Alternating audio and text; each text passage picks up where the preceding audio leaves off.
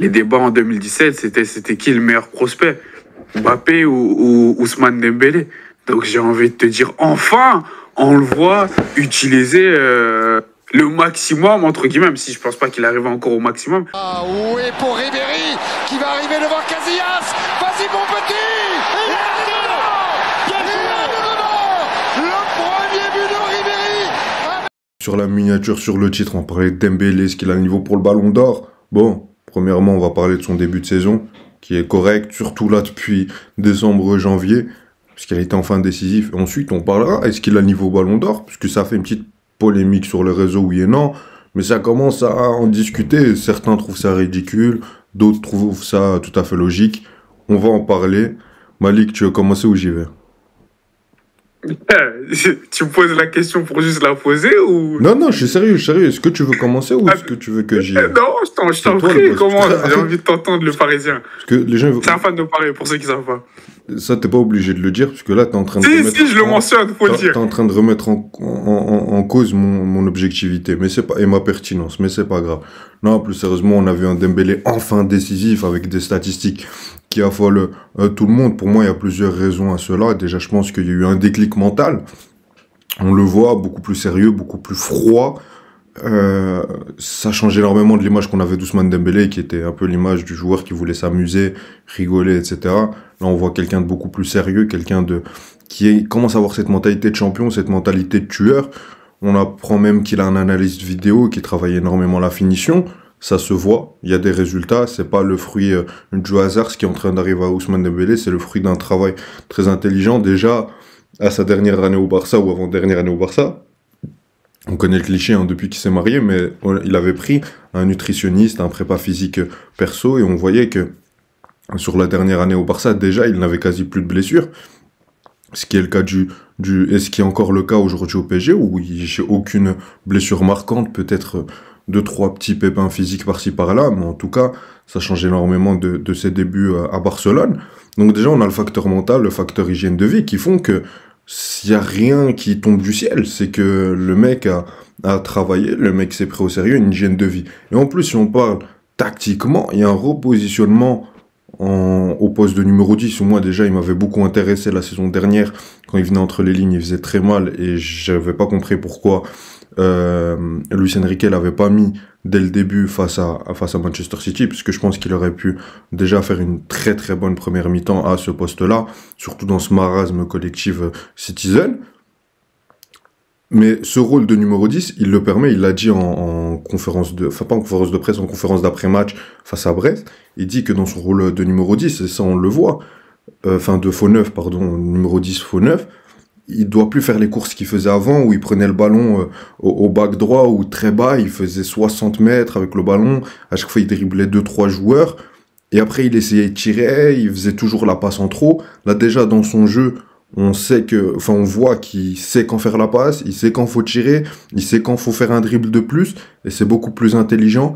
Il se concentre énormément sur la finition, sur le fait de finir les actions, de donner aussi les passes décisives, puisqu'il en met pas mal cette saison. Bon, ça c'est un peu à son habitude, mais ce positionnement, il aide énormément au fait que les statistiques de Dembélé ont augmenté. On est dans une équipe du Paris Saint-Germain où les ballons viennent de partout.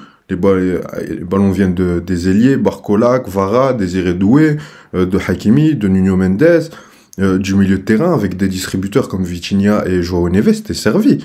Donc oui, le mec a énormément de ballons, il progresse dans son positionnement avec Luis Enrique, et en plus dans l'hygiène de vie et dans la mentalité, il progresse. Tout ça, c'est pas le fruit du hasard, c'est le fruit d'un travail sérieux, accompli, d'un repositionnement tactique très intelligent, et d'une équipe qui est en bonne santé collective. Donc pour moi, le fait qu'il soit très décisif, même si c'est surprenant, parce que quand on voit que le mec a 27 ans, et que pendant quasi 10 ans, on a attendu ça de lui, qu'on l'a pas eu, et qu'on voit ça arriver un peu du jour au lendemain, bah oui, c'est étonnant. Justement, moi, c'est par rapport à ça que je vais appuyer, Ayoub, c'est que le Bouguet est hyper talentueux. On avait des débats en 2000, je parle de la vue en général. Les débats en 2017, c'était qui le meilleur prospect? Mbappé ou Ousmane Dembélé? Donc j'ai envie de te dire, enfin, on le voit utiliser le maximum, entre guillemets, même si je pense pas qu'il arrive encore au maximum, comme lui, qui a vraiment les deux pieds, parce que beaucoup peuvent dire, oh, j'ai les deux pieds, mais c'est pas vrai. Lui, il a vraiment les deux pieds. Il peut aller de deux côtés en jouant dans l'axe. Et c'est plus dur à défendre que quand tu joues sur un côté où tu veux surtout l'empêcher de rentrer dans l'intérieur pour frapper et où tu préfères limite qu'il centre et qu'il va vers l'extérieur. Donc le fait qu'il joue dans l'axe, c'est déjà plus difficile à défendre par moment pour des défenses. Et donc non, comme tu l'as dit, respect pour son travail. Et je voyais, on avait vu un tweet que Ayoub avait relayé où il trouvait que voilà, les joueurs dans le football individuellement, s'ils travaillaient plus, ben, il y en a plein d'autres qui pourraient arriver à ce genre de niveau, à ce genre de transformation. Ben voilà, hein, Dembélé, il travaille enfin sur sa finition qu'il aurait pu commencer d'il y a plus bien longtemps. Et on voit à quel point ça paye le prix. C'est, je crois, celui qui a mis le plus de buts, on mettrait une image à Ayoub, sur les 7 premiers matchs dans une année civile, depuis Messi et Ronaldo. Donc non, là, il est dans un rythme phénoménal. On va voir si ça va continuer sur ça. Je sais pas si on commence déjà, du coup, sur l'aspect niveau Ballon d'Or ou doucement. Mais non, franchement, respect pour ce que fait Ousmane Dembélé. Vas-y, va, Ballon d'Or. Vas-y, on va passer à la deuxième partie, parce que ça a choqué plus d'un. Est-ce que Ousmane Dembélé a le niveau aujourd'hui pour prétendre à un Ballon d'Or 2025, alors qu'il joue au Paris Saint-Germain, vu le joueur que c'est? Je te demande, c'est la question qui se pose un peu en ce moment sur les réseaux sociaux.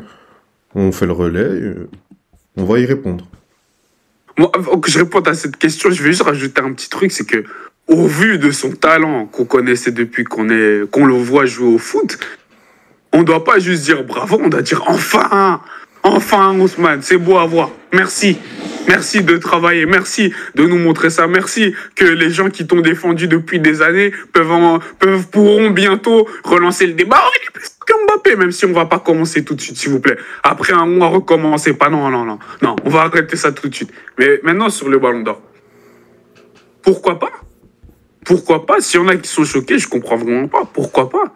L'année passée, si Vinicius a pu entrer dans les discussions, le Ballon d'Or aurait été vu même comme le Ballon d'Or, même s'il n'a pas gagné au final, ça a été beaucoup de jus à ce qu'il a fait en Ligue des Champions dans la deuxième partie de saison.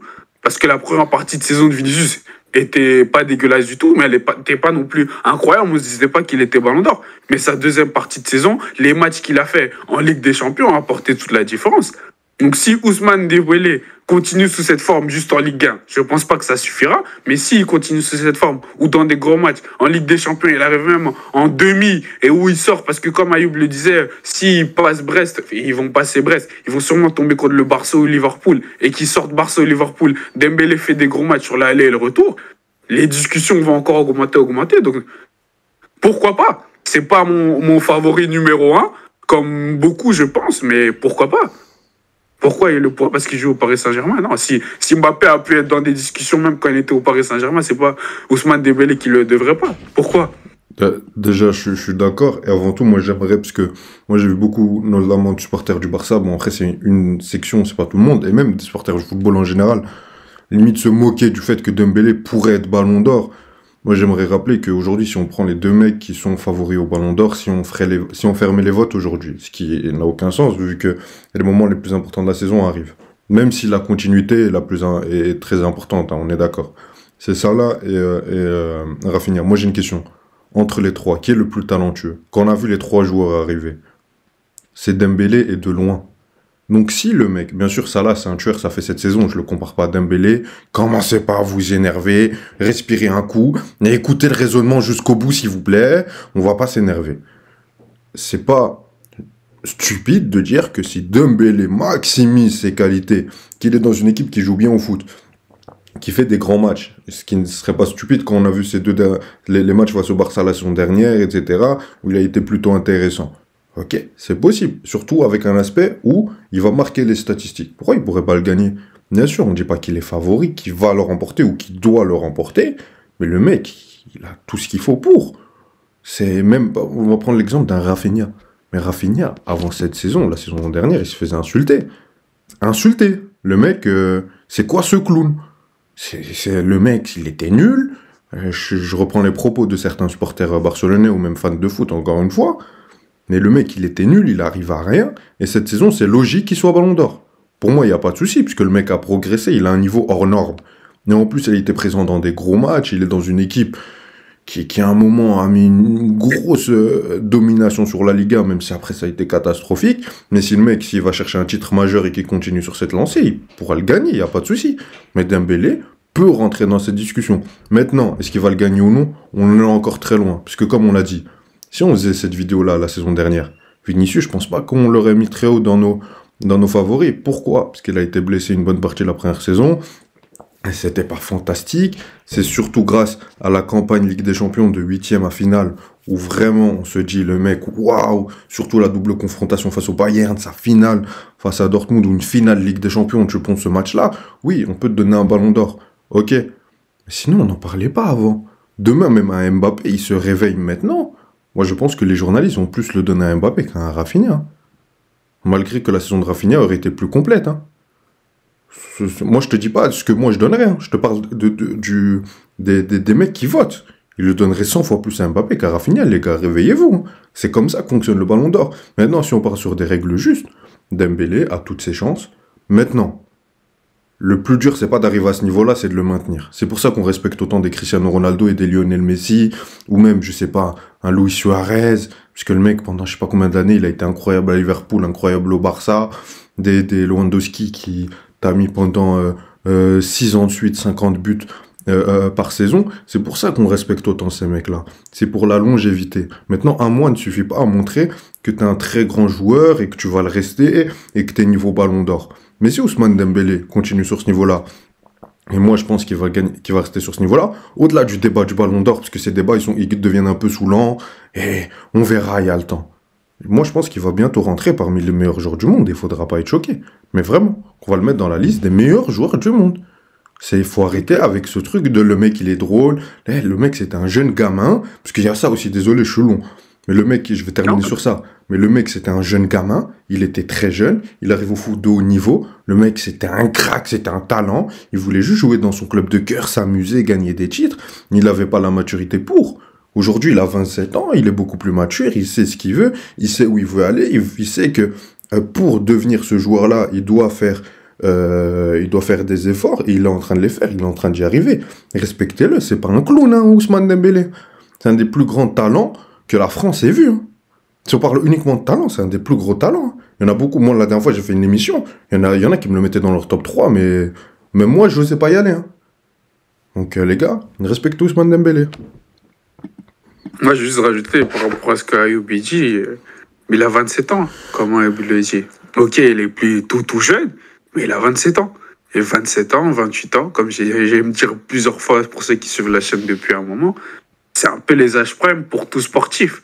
N'importe quel sport, c'est là où les sportifs, la plupart du temps, atteignent leur pic. C'est pas tout le temps comme ça, mais la plupart du temps, en majorité, dans la moyenne, c'est vers 27, 28, 29 ans que les athlètes de haut niveau atteignent leur prime, leur pic de forme. Donc j'ai hâte de voir la suite pour Ousmane Dembélé. Je sais pas si je suis comme Ayoub à affirmer définitivement que je pense qu'il sera l'un des meilleurs joueurs au monde et que cette forme qu'il a depuis un mois, il va